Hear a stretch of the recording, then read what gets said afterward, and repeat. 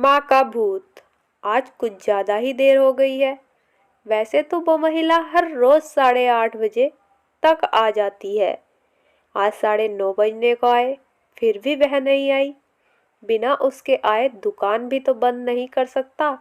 उसे वचन जो दिया है, क्या नाम था उसका? इतने दिनों में उसका नाम भी नहीं पूछा मैंने। ये सब बातें रमेश के दिमाग में चल रही थी। कुछ दिनों पहले ही तो उसने ये डेयरी शुरू की थी। उसकी ये शॉप ज़्यादा बड़ी नहीं थी, जिसमें वो दूध और बाकी मिल्क प्रोडक्ट रखता था। उद्घाटन के दिन ही पहली ग्राहक बन एक महिला उसके शॉप पर आई थी। उसकी गोद में एक छोटा सा लेकिन बहुत ही प्यारा बच्चा था। उसने एक दूध की बोतल ली और रमेश से बोली, भैया, अभी मेरे पास सिर्फ 10 रुपए हैं, बाकी के आपको कल दूं तो चलेगा? रमेश ने एक बार उसकी तरफ देखा। गरीब थी बेचारी। गले में मंगलसूत्र नहीं, माथे पर सिंदूर नहीं। शायद पति मर गया होगा बेचारी का। रमेश ने अंदाजा लगाया। पुरानी मैली साड़ी को कई जगह रफू किया हुआ था। माथे से पसीने की बूंदें बह रही थी। फिर उसकी नजर उस मासूम बच्चे पर गई, जिसके मैले चेहरे पर एक निष्पाप हंसी थी और अभी अभी आए 2 दांत उस हंसी को 4 चांद लगा रहे थे। रमेश ने उस महिला की तरफ देखा और बोला, कोई बात नहीं बहन, आप मुझे बाद में पैसे दे देना। बड़े समाधान के साथ महिला ने रमेश की तरफ देखा और बोली, भैया, मैं जरूर आपको कल पैसे दे दूंगी। यही पास में ही उस दूसरी गली में छोटा सा घर है, वही रहती हूँ मैं। रमेश मुस्कुराते हुए बोला, कोई बात नहीं बहन, कल पैसे ना हो तो भी चलेगा। जब आपके पास होंगे तब दे देना। फिर वह महिला वहां से चली गई। अगले दिन वह महिला पैसे लेकर डेयरी पर आई और पैसे रमेश को देने लगी। रमेश ने पैसे लेने से मना किया और बोला, नहीं बहन, मैं यह पैसे नहीं ले सकता, क्योंकि कल आपने मेरी बोहनी की थी और कल मुझे 2000 का फायदा हुआ। आप मेरे लिए बहुत लकी साबित हुई, इसलिए यह पैसे मैं नहीं ले सकता। रमेश की कही इस बात से उस महिला को बहुत ज्यादा खुशी हुई, क्योंकि इतने सालों बाद किसी ने पहली बार उसको लकी कहा था। वरना पति की मौत के बाद तो उसके ससुराल वालों ने उसे पनौती कहकर घर से ही निकाल दिया था। भैया, रात को कितने बजे तक आपकी यह शॉप खुली रहती है? महिला ने रमेश से पूछा। 8 बजे तक बंद कर देता हूँ बहन, रमेश ने कहा। रमेश का जवाब सुनकर महिला का चेहरा उदास हो गया। रमेश को यह समझते देर नहीं लगी।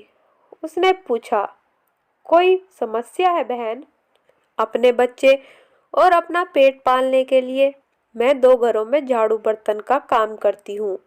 यह सब काम करके रात को 8:30 बजे तक घर लौट पाती हूँ। तब तक यहाँ आसपास के सभी दुकान बंद हो जाते हैं और लाचारी से मुझे अपने बच्चे को भूखे पेट ही बहला फुसला कर सुलाना पड़ता है। वह बोल नहीं सकता ना, उसी का फायदा उठाती हूँ। कहते हुए उस महिला का गला भर आया। महिला की बातें सुन रमेश को बहुत बुरा लगा। फिर वह बोला, आप चिंता मत कीजिए बहन, बिना आपको दूध की बोतल दिए यह शॉप बंद नहीं होगी। लेकिन मेरी एक शर्त है। अपने आंसू पोंछते हुए महिला ने रमेश की ओर देखा और पूछा, क्या शर्त है? रमेश बोला, आप मुझे दूध के पैसे नहीं देंगी। यह सुन उस महिला की आंखें फिर छलक गई, लेकिन इस बार आंसू दुख के नहीं, खुशी के थे। उसे ऐसा लग रहा था जैसे इंसान के रूप में भगवान उसकी मदद करने आ गए हों। उस दिन से हर दिन 8:30 बजे वो डेयरी पर आकर दूध की बोतल लेकर जाती। धीरे धीरे 5 महीने बीत गए और धीरे धीरे महिला बीमार होने लगी। ज्यादा काम और चिंता की वजह से उसका शरीर दिन ब दिन सूखता जा रहा था। ऐसे ही एक दिन रमेश अपनी दुकान का सारा काम खत्म कर इस महिला के आने का इंतजार कर रहा था।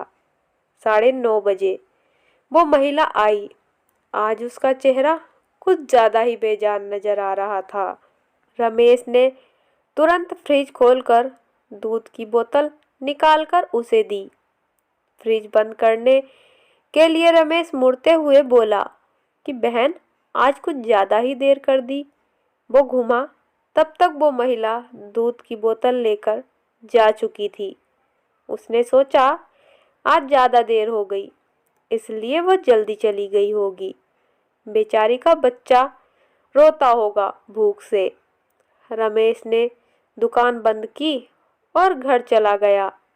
अगले दिन ठीक 8 बजे वो महिला शॉप पर आई और आकर बिना कुछ बोले खड़ी हो गई। हमेशा की तरह रमेश ने उसे दूध की बोतल दी।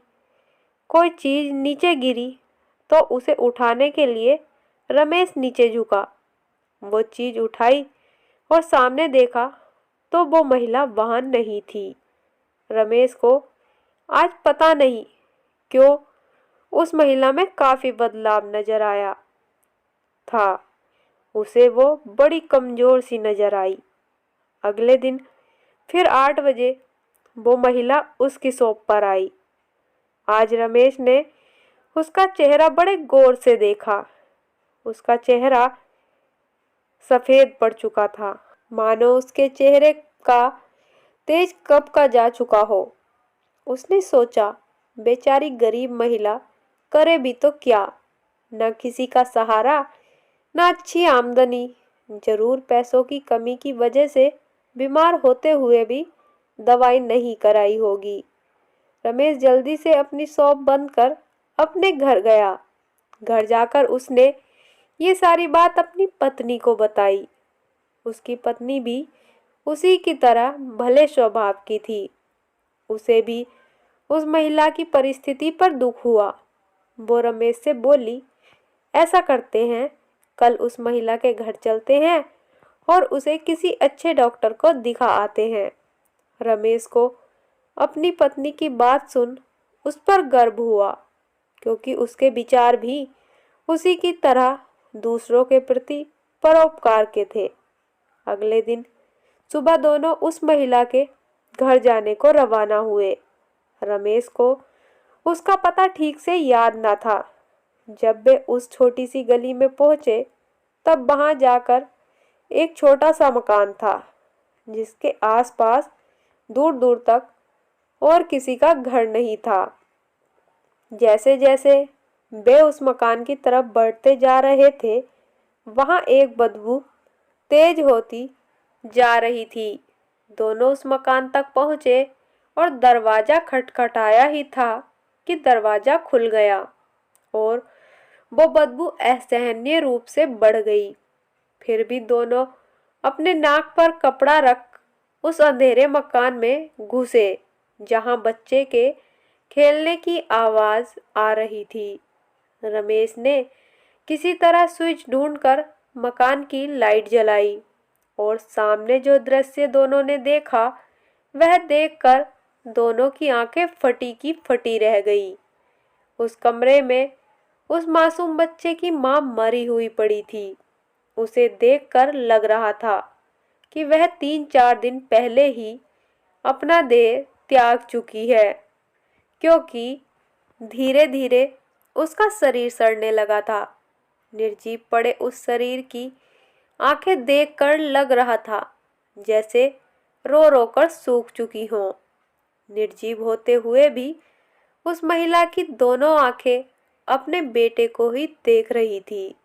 उसका बच्चा भी अपनी माँ की आंखों में देखकर खेल रहा था, जैसे उसे लग रहा हो कि उसकी माँ उसके साथ खेल रही है और उसका पूरा ध्यान उसी पर है। वहीं पास में ही दूध की 3-4 खाली बोतलें पड़ी हुई थी। यह दृश्य देखकर रमेश और उसकी बीबी दोनों अचंभित रह गए। दोनों के रोंगटे खड़े हो गए। रमेश को अभी भी विश्वास नहीं हो रहा था कि एक मरी हुई माँ अपने बच्चे के लिए उसके पास से दूध लेकर जाती थी। रमेश ने और उसकी बीबी ने उस महिला का विधिवत अंतिम संस्कार किया और उस बच्चे को रमेश ने अपनी बीवी के हाथों में रखा। उसने भी उस बच्चे को बड़े प्यार से लिया और दोनों ने उस बच्चे को गोद ले लिया। रमेश को अपनी पूरी जिंदगी यह ध्यान रहा कि उस बच्चे की माँ अभी भी उसके साथ है और उस पर नजर रखे हुए है।